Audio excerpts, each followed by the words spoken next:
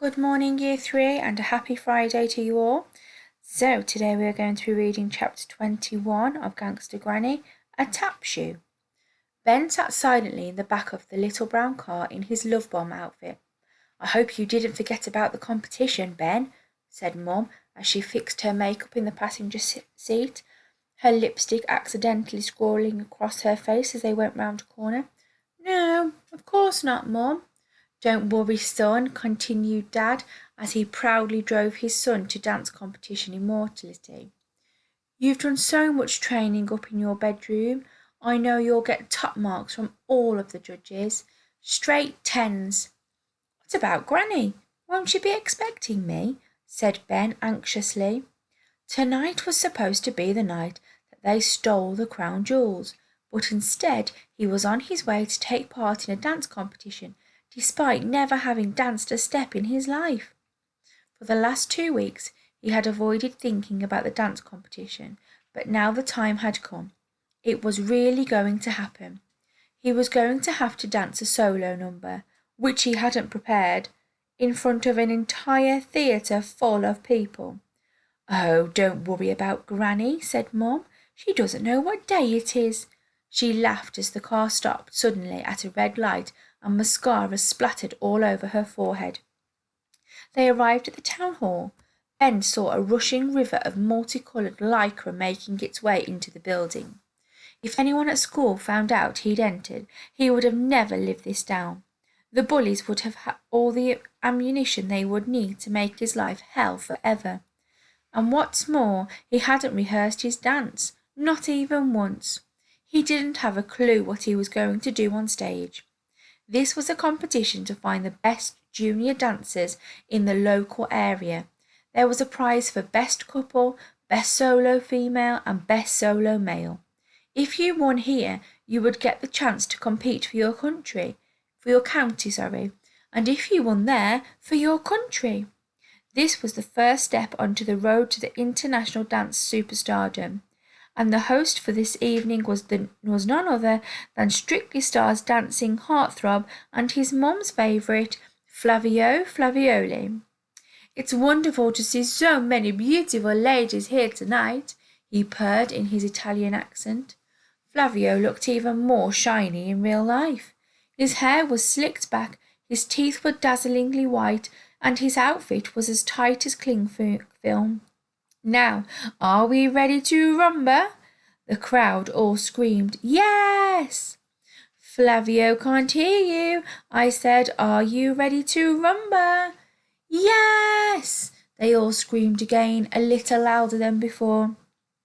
Ben was listening nervously backstage.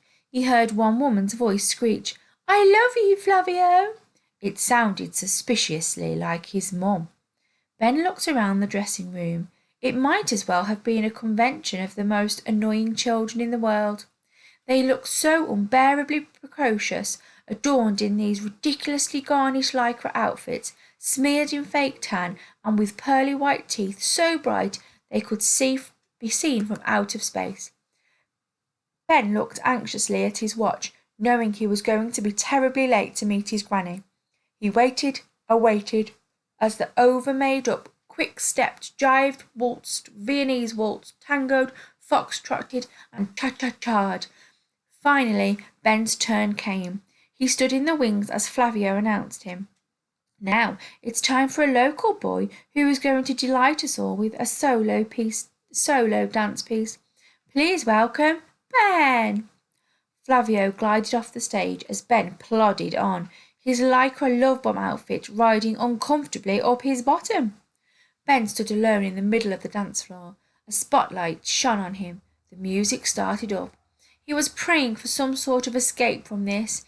He would have been happy with anything at all, including a fire alarm, an earthquake, World War III, another ice age, a deadly swarm of killer bees, a meteor from outer space hitting the earth and spinning it off its axis, a tidal wave, Flavio Flavioli being attacked by hundreds of flesh-eating zombies, a hurricane or tornado. Ben didn't really know the difference, but either would do. Ben being abducted by aliens and not returning to Earth for 1,000 years.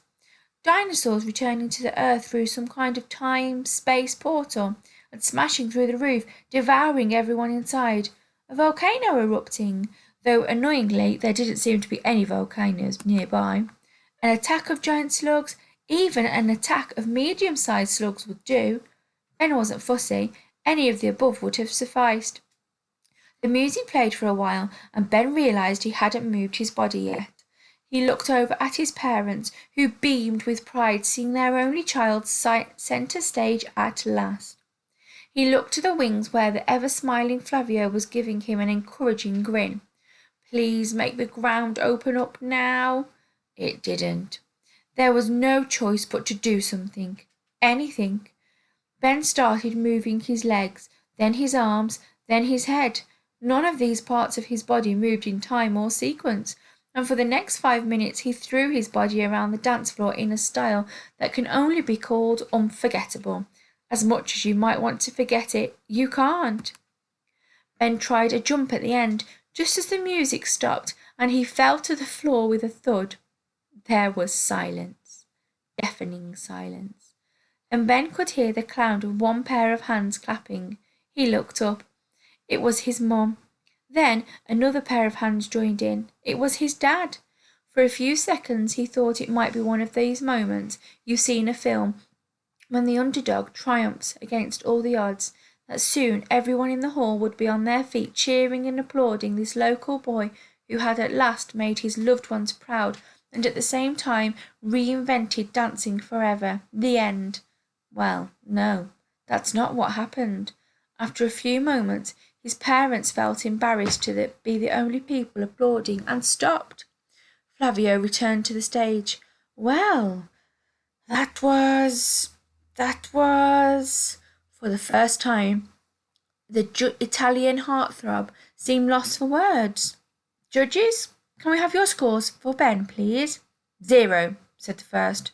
0, 0. Only one more judge to go. Could Ben make it 4 zeros? But the final judge must have felt sorry for the sweaty little boy in front of her, who had shamed his family for generations with his epic display of talentlessness. She shuffled her scoring paddles under the desk. 1, she announced. There were loud boos and jeers from the audience, so she corrected her score. I am sorry, I mean 0, she said, holding up her original choice of paddle. Slightly disappointing scores from the judges there, said Flavio, still trying hard to smile. But, young Ben, all is not lost. As the only boy who entered the solo male category tonight, you are therefore the winner. May I present you with this solid plastic statuette? Flavio picked up a cheap-looking trophy of a dancing boy and presented it to Ben. Ladies and gentlemen, boys and girls, a round of applause for Ben. There was silence again. Even Mum and Dad didn't dare to clap. Then boos started, and then jeers and catcalls, shouts of "Shame on you!" "No!" and "Fix!" Flavio's perfect smile began to crack. He leaned down to Ben and whispered in his ear, "You'd better get out of here before you get lynched." At that exact moment, a tap shoe was thrown from the back of the audience. It flew at speed through the air. It was probably aimed at Ben, but instead it hit Flavio right between the eyes, and he fell to the ground unconscious. Time to make my excuses and leave, thought Ben. Okay. Oh dear, poor Flavio. Right then, on to your work today. So, today you're going to be writing for different audiences. Okay, so when Ben is talking, okay, to his parents, his friends, and his granny, he talks to those in different ways, okay? So today you're going to write a recount of Ben's day for his parents, a friend, and granny. You need to think carefully about how he would speak to each of the different person, okay? Remember to write in first person as Ben is telling us about his day, so you're pretending to be Ben. All right, so a little bit like a diary entry, but you're just writing 3 small paragraphs today. So let's see how Ben speaks differently to people, okay, to different people. So to Flavio, he is rude and he makes it clear he doesn't like him, okay? Whereas his parents, He is not as rude, and he says things that they will want to hear. He doesn't talk about plumbing, so he keeps that as a surprise, as a secret, doesn't he? And Granny, he is excited when he is around Granny, and he is honest. So Granny knows all about plumbing and what he wants to do. Okay, so he speaks to those people in different ways. So they're all different people, and he speaks to all of them differently. Okay then, so there is your task again that I've just gone through, and I'm going to start off by, doing his parents. Okay. So Ben's parents, this is how I would think that Ben would talk about his day to his parents. So his day being the chapter that we've just read in Gangsta Granny, so about him completing the horrendous dance competition. Okay then, so I know you want an explanation. So, oops. Okay. Today, I don't know what happened out there. I have been so busy planning and preparing for weeks, and I've been so excited to perform. I definitely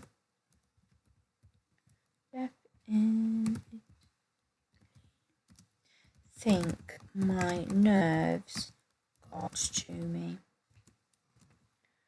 All day I have been thinking about nothing else but this performance and how amazing it was going to be. Also, I'm worried about poor Granny. She doesn't like being on her own all the time, you know. Okay then, so let's see what we've got in this recount of Ben's day talking to his parents. So if we just flick back, okay, so he talks to his parents. He's not as rude to his parents, but sometimes he can be.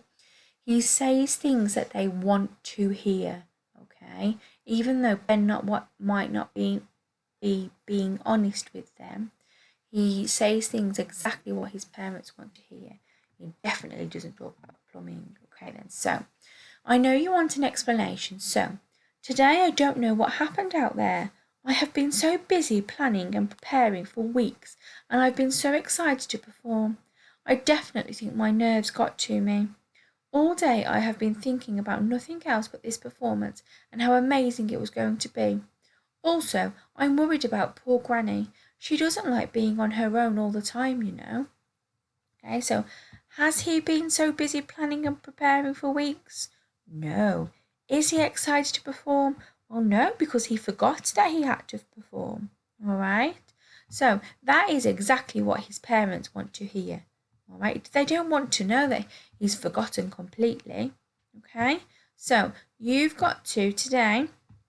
You've got to do something very similar. So we've done his parents. You can magpie that idea for his parents, and that can be our guided together. And then you're going to talk about his friend to his friend.